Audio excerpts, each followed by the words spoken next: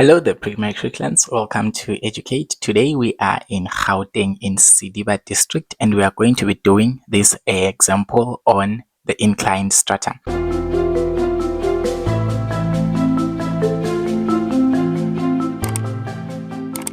So you are given figure 4 here, which is A and B. They say study figure 1.4, which illustrates the inclined strata.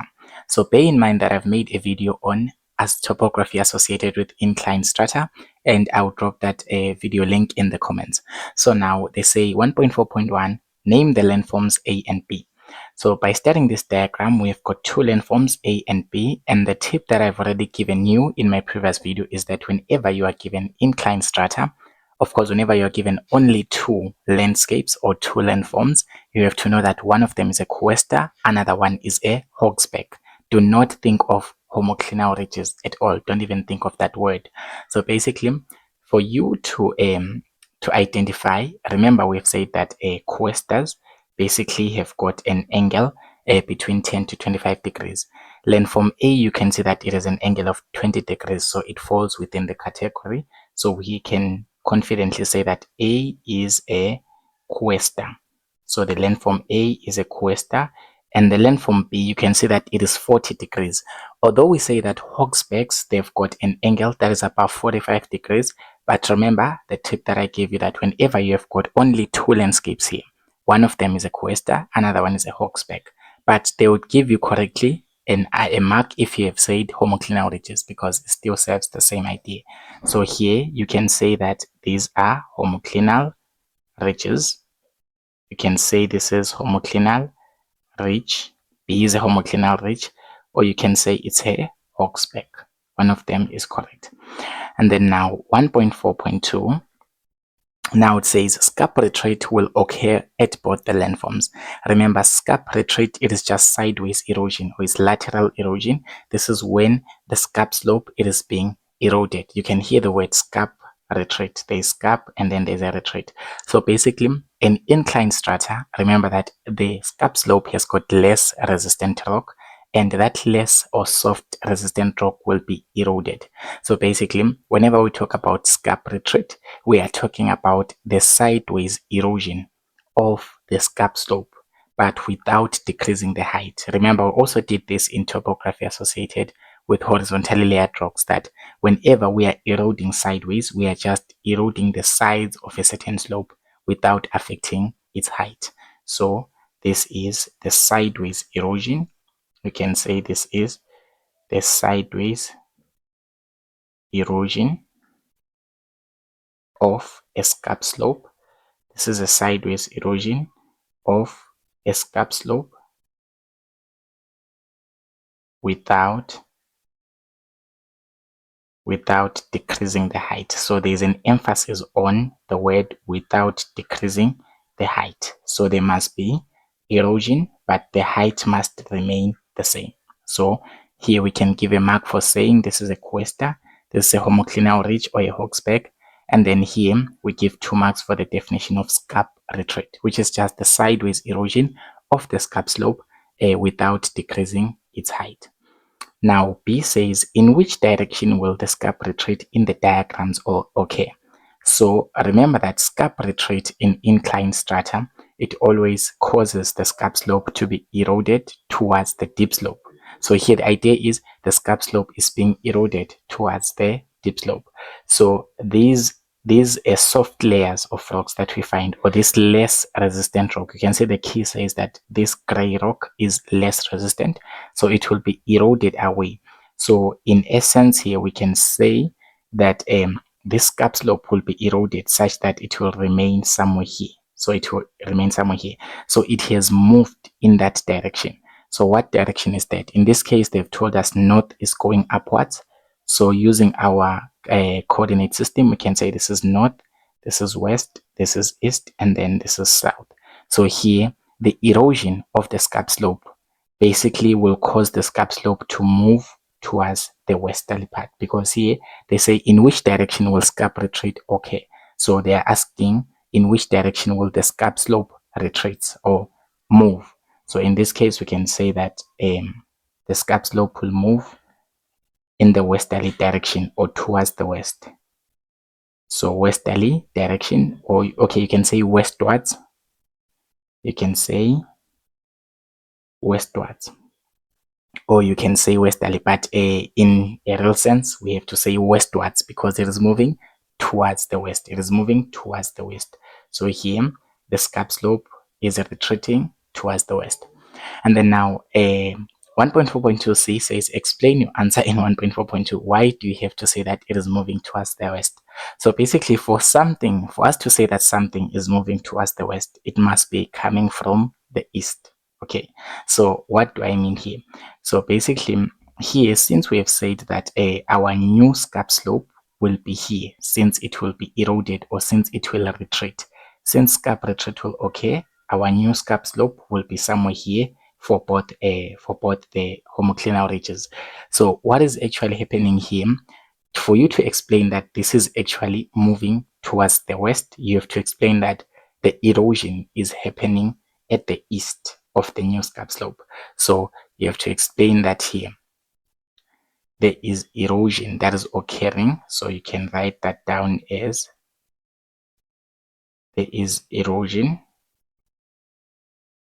that is occurring, or you can say that there's undercutting. You can say there's erosion, but you have to mention that there's erosion of softer rock, or you can say of less resistant rock. Try to use what has been given to you in the key. Less resistant rock is the best way to describe that. So there is erosion occurring at the less resistant rock eastwards of the new scap slope. So eastwards of the new scap slope. So basically this means that the scap slope, it is actually moving towards the west because it is coming from the east, since erosion is happening at the east here. Okay, of course it is happening at the east of this new scap slope, so we can say that this is moving towards the west, or it is moving westerly. Okay, westwards I mean. So now 1.4.3, in a paragraph of approximately 8 lines, comment on the significance of both landforms A and B for human activities. So when they say that comment, you have to give a comment, of course, on the importance. Okay, let's just say the significance.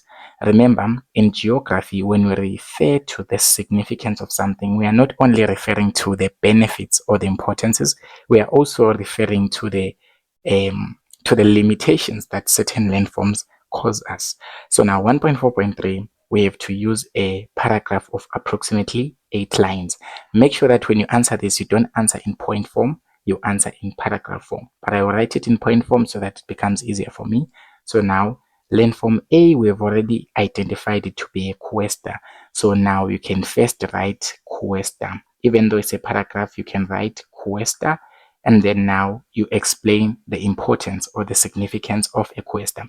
How is a coester important for us? Remember, the coesters, when we compare the dip slope of a coester and a hawksback, you can see that the coester has got a gentler dip slope when we compare it to the dip slope of the hawksback, because basically you can see that here at the coester the slope is a bit gentle. The dip slope, the one that has got hard resistant rock, it is a bit gentler than this slope here for the other homoclinal ridges. So here we can use that as an advantage because we can actually build houses, we can build settlements, we can build a lot of things, and we can actually settle in that area. So the coester here, you can just say coesters have a gentler dip slope. So whenever you say gentler dip slope, you are trying to say that it is more gentle when you compare it to the hawksback and the homoclinal ridges.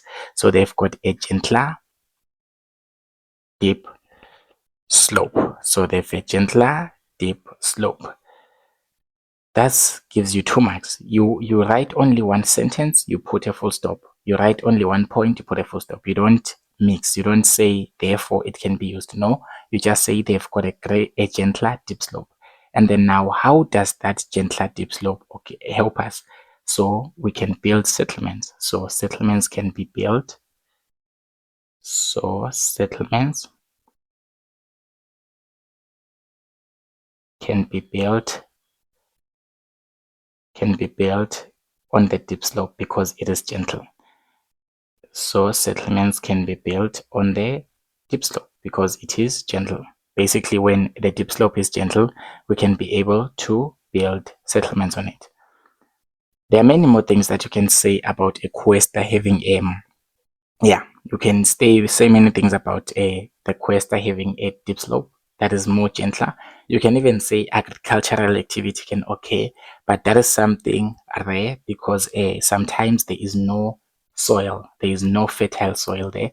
But you can also do forestry at the dip slope. So forestry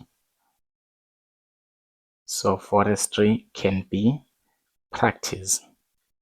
So forestry can be practiced at the dip slope.